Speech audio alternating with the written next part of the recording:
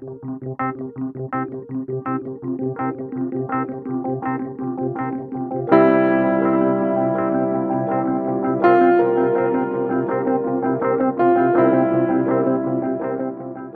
dei filoni tematici più interessanti che attraversa il patrimonio del Fondo Giacomelli è dato sicuramente dall'attenzione riservata alle strutture e alle attività della sanità veneziana del Novecento. Ed ecco che, setacciando il corpo d'archivio rimasto in Celestia per completare l'inventario, ci capita fra le mani una scatola isolata con la dicitura Manicomio Marocco.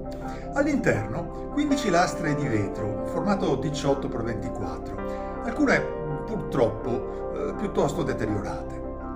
La data che ricorre sulle buste è il 1937. Ad una prima verifica ci rendiamo conto che si tratta del vecchio ospedale psichiatrico denominato Colonia Agricola Psicopedagogica Pancrazio, nei pressi di Mogliano Veneto,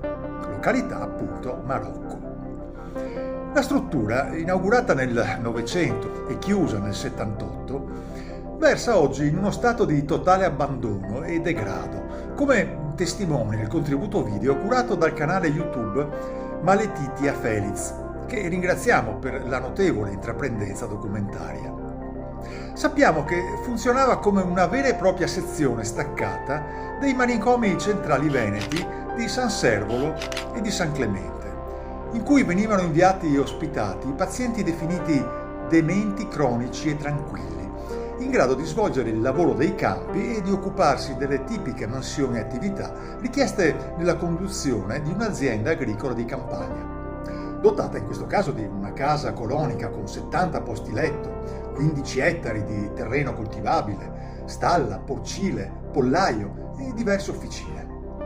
La colonia, così concepita, assolveva il duplice compito di mettere in pratica da un lato la cura dei malati e dall'altro quello di rifornire gli ospedali psichiatrici della laguna di alcuni generi alimentari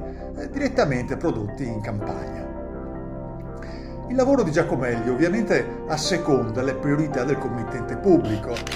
quelle cioè di testimoniare lo stato accogliente e le attività virtuose della struttura, tramandandoci comunque una testimonianza preziosa su un capitolo dell'esperienza manicomiale veneta che fissava nell'ergoterapia, cioè nel cosiddetto lavoro a scopo terapeutico, una pratica assai sviluppata rispetto ad altre regioni, pur nelle sue inevitabili luci ed ombre.